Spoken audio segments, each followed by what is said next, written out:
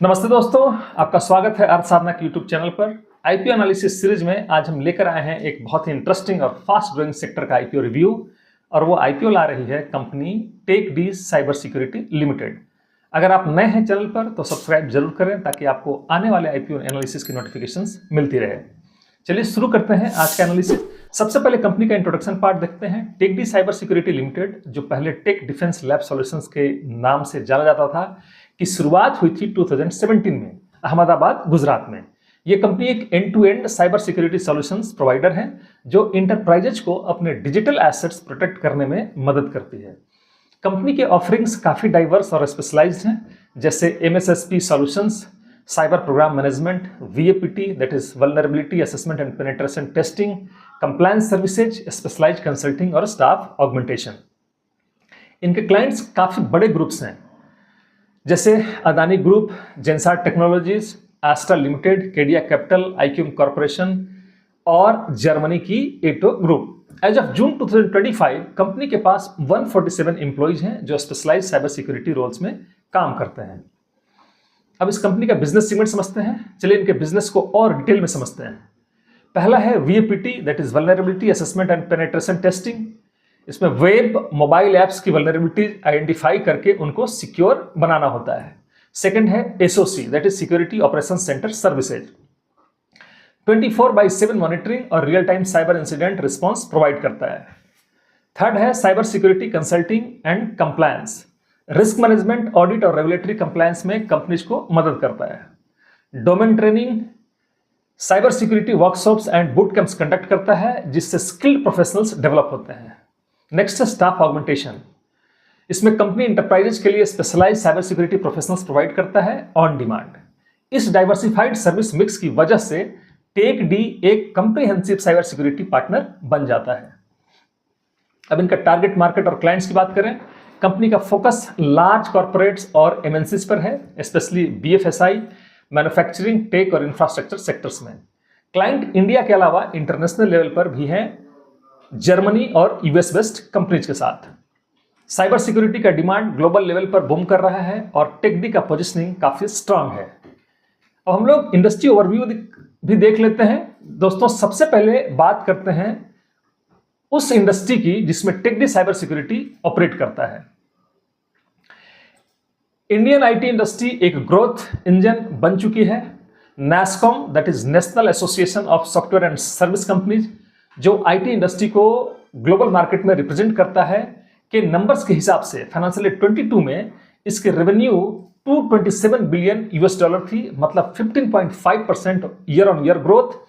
Financial year 23 में ये और बढ़कर लगभग 245 बिलियन यूएस डॉलर तक पहुंच गई। और अगले कुछ सालों में इंडिया की IT industry 350 billion US dollar को टच करने की उम्मीद है बाई 2026।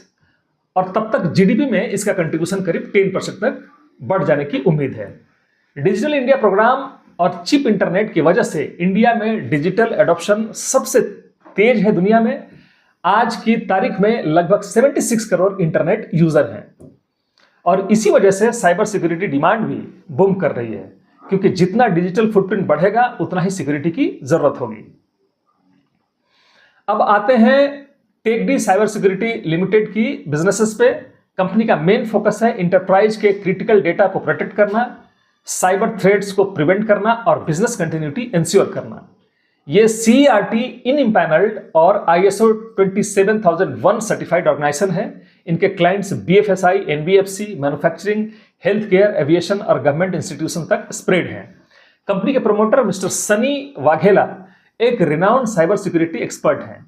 उन्होंने कई बड़े साइबर क्राइम केसेज में असिस्ट किया है, जैसे अहमदाबाद सीरियल बॉम्ब ब्लास्ट और 26/11 मुंबई अटैक्स। और एक यूनिक एज जो टेकडी के पास है वो है इनका टैलेंट जनरेशन मॉडल। ये यूनिवर्सिटीज के साथ मिलकर बीटेक और एमटेक साइबर सिक्योरिटी कोर्सेज चलाते हैं, मतलब फ्यूचर का स्किल प्रोफेशनल्स का पाइपलाइन क्रिएट करते हैं ये।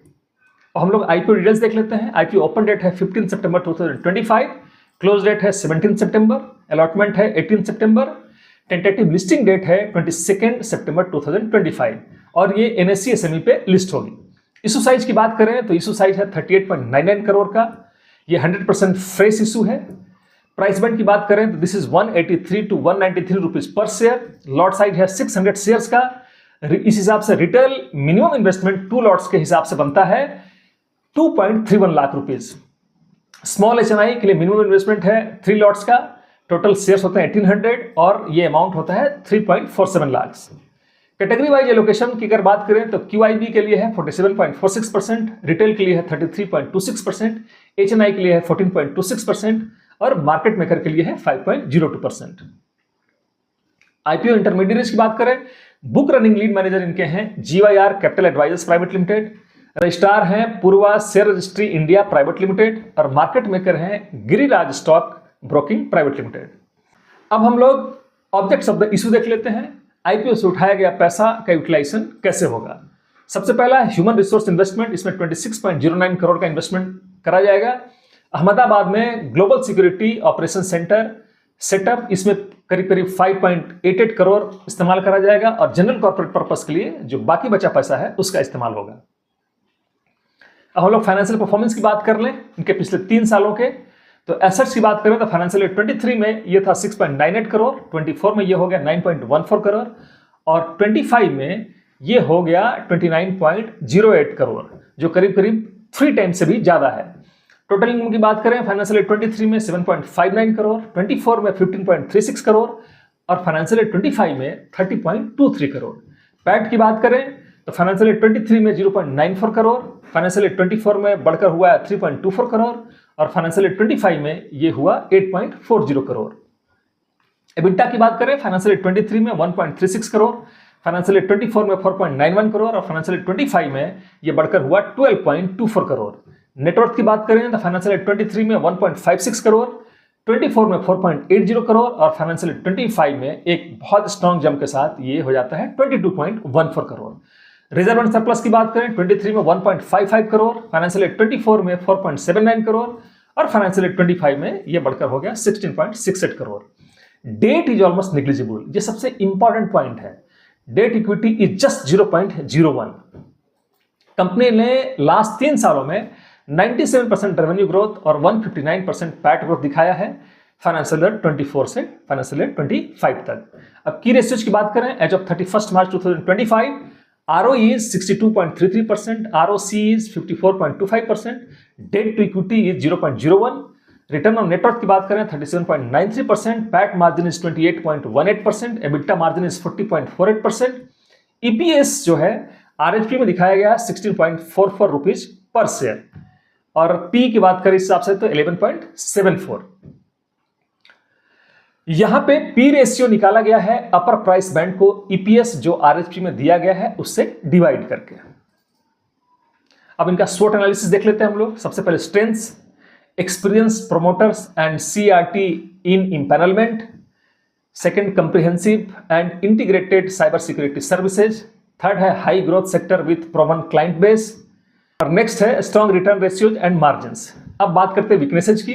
SME लिस्टिंग, लिक्विडिटी रिस्क इसमें हाई होता है, high ticket size for retail investors, this is of 2.31 lakhs, limited workforce 147 employees only, scalability challenge, revenue concentration risk, few big clients only. Opportunities की बात करें तो rising demand for cyber security, AI, cloud and BFSI के चलते, international expansion scope, next है training division can create skilled man power pipeline and उसके बाद है government push on cyber security compliance. Threats की बात करें तो intense competition from global players, rapidly evolving cyber threats need constant innovation, next है client retention risk, big corporate shift vendors quickly, dependency on promoter expertise. GMP trend और estimated listing gains की बात अगर करें तो टेक्डी साइबर सिक्योरिटी लिमिटेड IPO का grey market premium 151 rupees चल रहा है एज ऑन 10 सितंबर 2025। इस बेसिस पर एस्टिमेटेड लिस्टिंग प्राइस होगी 344 रुपीज पर शेयर, जिसमें 193 जो अपर प्राइस बैंड है उसमें 151 प्रीमियम को ऐड करके निकाला गया है, जिसका मतलब है 78% लिस्टिंग गेन एक्सपेक्टेशन। GMP एक इनफॉर्मल इंडिकेटर है, सेबी का फ्रेमवर्क का पार्ट नहीं है, लिस्टिंग गेन्स की कोई गारंटी नहीं होती है, इसको ध्यान में रखेंगे। पीयर कंपैरिजन और इंडस्ट्री PE की बात करें Let us see the extracts from RHP on screen and analyze the data.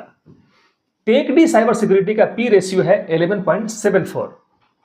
अगर इसको इंडस्ट्री पीयर ग्रुप के साथ कंपेयर करें तो सैट्रिक्स इंफॉर्मेशन सिक्योरिटी का P है 29.64, टैग इन्फोसेक लिमिटेड का P है 80.40 और दोनों पीयर्स का अगर एवरेज निकालें तो ये आता है 55.02।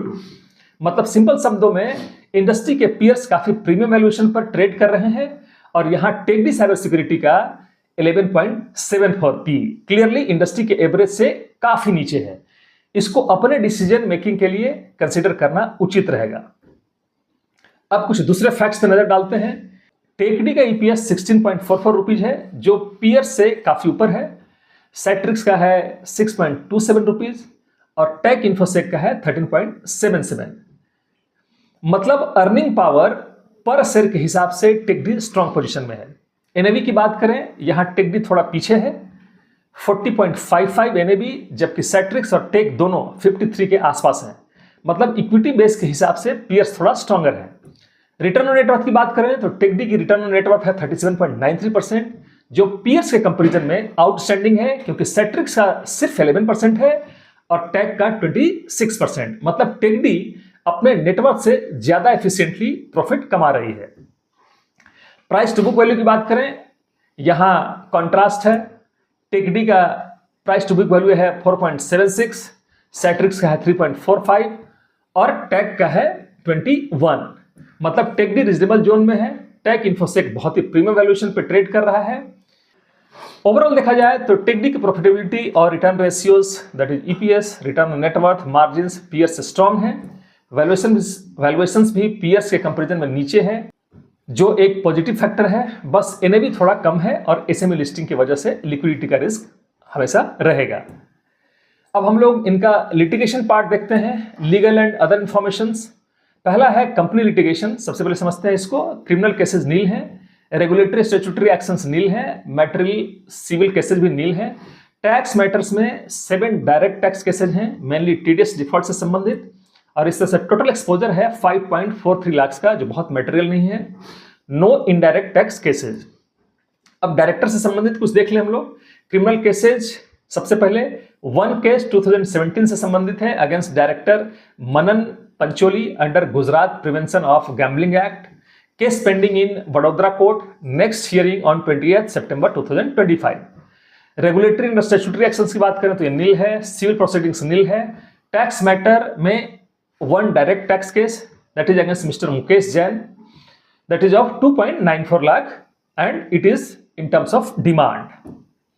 प्रोमोटर्स की बात करें तो क्रिमिनल केसेस नील है, रेगुलेटरी स्टैट्यूटरी एक्शंस नील है, सिविल प्रोसीडिंग्स भी नील है, टैक्स मैटर्स भी नील है। की managerial and senior management personal की बात करें तो इसमें क्रिमिनल केसेस नील है, रेगुलेटरी स्टैट्यूटरी एक्शंस भी नहीं है, सिविल प्रोसीडिंग्स भी नहीं है और टैक्स मैटर्स भी किसी तरह का कोई पेंडिंग नहीं है। अब सबसे important part, as on 31 March 2025 इनका क्रेडिटर्स का स्टेटस देख लेते हैं। टोटल ट्रेड पेबल्स है 336.26 लाख का। मटेरियल क्रेडिटर्स इसमें है 1 क्रेडिटर जो 242.46 लाख का है। एमएसएमई क्रेडिटर्स नील है। अदर क्रेडिटर्स जो हैं उसमें 26 क्रेडिटर्स आते हैं जिसमें 93.80 लाख का पेबिलिटी बन रहा है।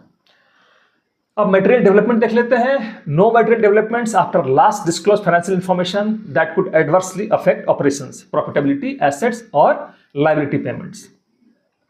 कंपनी पर मेजर लिटिगेशंस नहीं है, सिर्फ कुछ माइनर टैक्स मैटर्स आउटस्टैंडिंग है। प्रोमोटर्स पर कोई केस नहीं है, बस एक डायरेक्टर पर एक पेंडिंग क्रिमिनल केस है गैम्बलिंग एक्ट 2017 का।